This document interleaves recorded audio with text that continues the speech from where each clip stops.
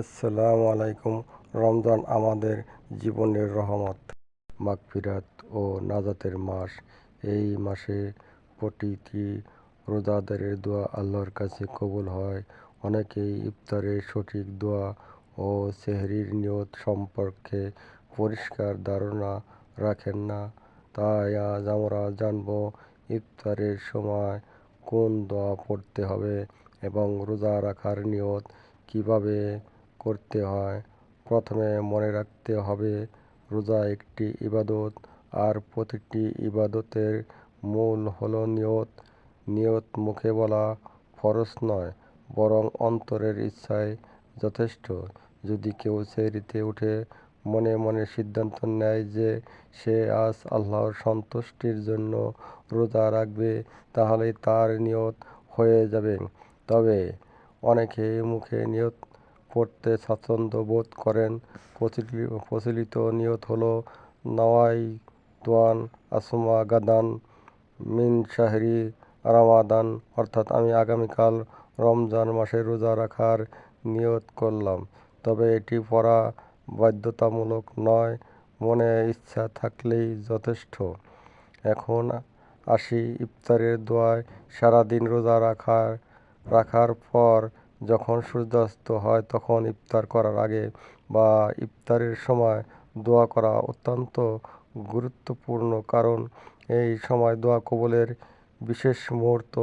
হাদিসে এসেছে, রোজাদারের জন্য ইফতারের সময় একটি দোয়া কবুল করা হয়।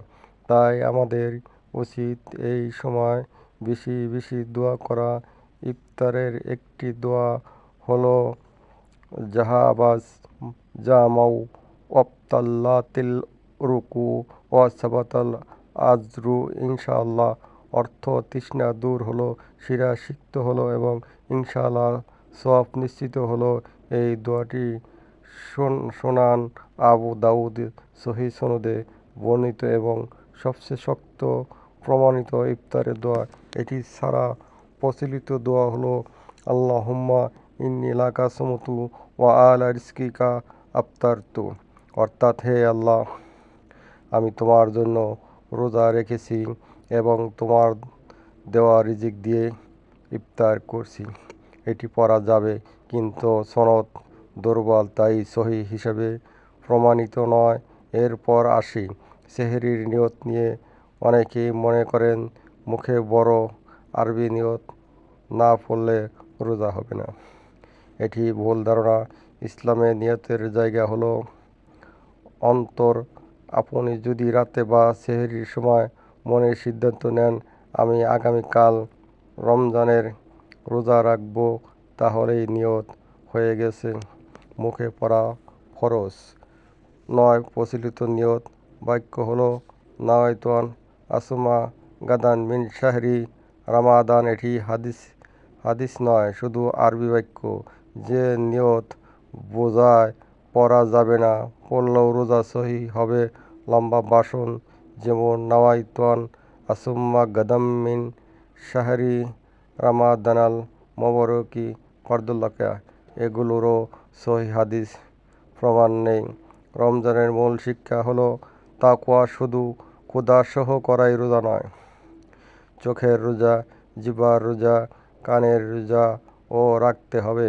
ইফতারের সময় শুধু নির্দিষ্ট দোয়ায় নিজের প্রয়োজন, পরিবারের হেদায়েত, গুনাহ মাফ, স্বাস্থ্য, শান্তি ও সব চাইবেন। মনে রাখবেন, হয়তো এই রমজানই আমাদের জীবনের শেষ রমজান।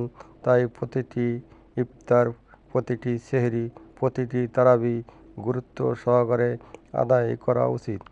ইফতারের সময় তাড়াহুড়া না করে সুন্নত অনুযায়ী খেজুর ও পানি দিয়ে ইফতার করা ভালো, এবং ইফতারের আগে কয়েক মুহূর্ত চুপচাপ দোয়ায় কাটানো উত্তম।